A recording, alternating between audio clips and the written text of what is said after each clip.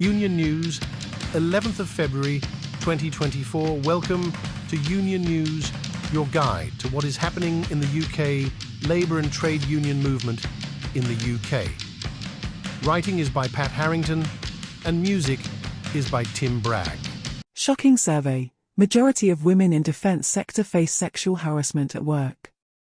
A damning survey conducted by the Prospect Union reveals that a majority of women in the UK's defence sector, including those at the Ministry of Defence, MOD, have experienced sexual harassment at work.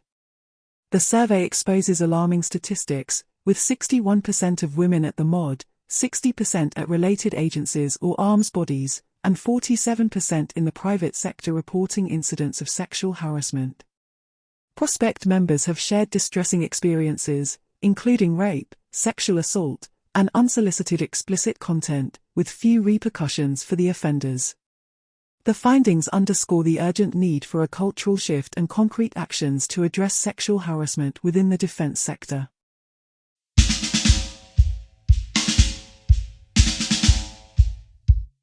Amazon faces growing strike, over 1,000 workers to walk out in Coventry.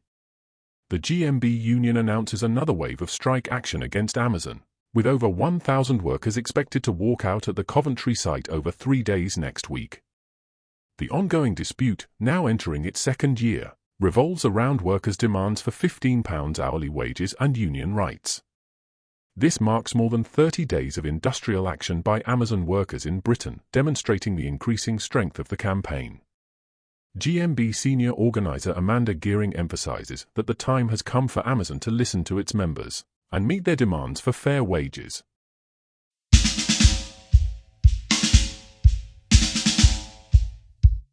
RMT takes action against Network Rail's £1.2 billion cuts plan. RMT members stage a day of action to protest against Network Rail's plans to slash £1.2 billion from maintenance, infrastructure, and renewals work over the next 5 years. Activists distribute leaflets at over 20 stations nationwide, warning of heightened safety risks if these proposed cuts are implemented. RMT General Secretary Mick Lynch asserts that the planned cuts jeopardize safety for rail workers and passengers, emphasizing the need for increased investment rather than reductions. The action is part of the Rail Cuts Cost Lives campaign, challenging the government's decision to cut funds for rail renewals in England, Wales, and Scotland.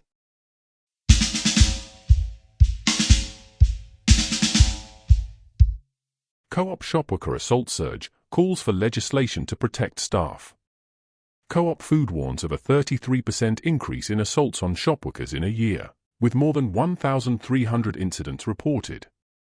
The food retailer urges Tory ministers to abandon their long-held opposition to legislation protecting staff in the sector. The report, compiled by criminologist Professor Emmeline Taylor, details a 10-point plan to address the alarming rise in offences. Co-op Food Managing Director Matt Hood calls for MPs to pass an amendment to the Criminal Justice Bill, providing shopworkers the protection they deserve. The union, USDOR, echoes the call for stronger legislation, which already exists in Scotland.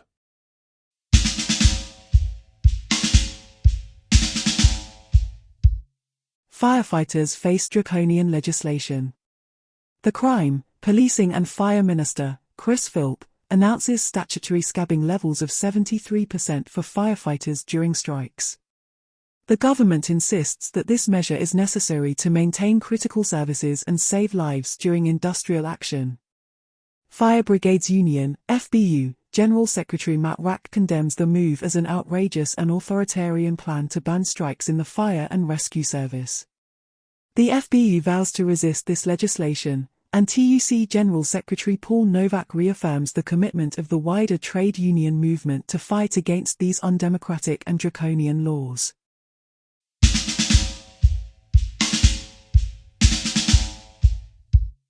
And finally, government rebuffs offer, junior doctors declare 10th strike with full walkout.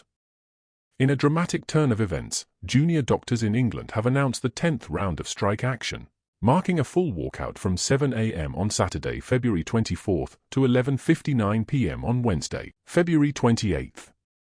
Despite ongoing talks showing signs of progress, the government failed to meet the crucial deadline of February 8th to present a credible offer. In a bid to facilitate further negotiations, junior doctors extended an offer to the health secretary to cancel the impending strike if she agreed to extend the mandate for strike action by 4 weeks. Regrettably, this offer was declined, leaving junior doctors with no alternative but to declare this as the final strike under their existing mandate. Effective from 6:59 a.m. on Saturday, February 24, junior doctors are instructed not to attend any shifts, persisting with the strike for shifts starting and ending on Wednesday, February 28. It is important to note that shifts commencing on Wednesday, February 28 and concluding on Thursday, February 29 should be completed in full, including the start of the shift on Wednesday. The resolute stance taken by junior doctors underscores their commitment to addressing key concerns and securing favorable terms in ongoing negotiations with the government.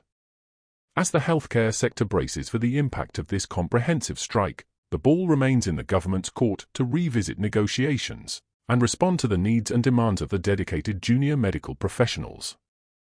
Thank you, dedicated viewers of Union News, for tuning in and staying informed about the issues that matter most to workers and unions. In a world dominated by establishment media, it's crucial to recognize the importance of fostering a counter-media that is unapologetically pro-worker and pro-union. By supporting platforms like Union News and buying newspapers like The Morning Star, we can collectively challenge the narrative perpetuated by reactionary media. Your engagement, whether through sharing, subscribing, or liking Union News on your preferred platform, plays a vital role in amplifying our message and building a stronger, more informed community.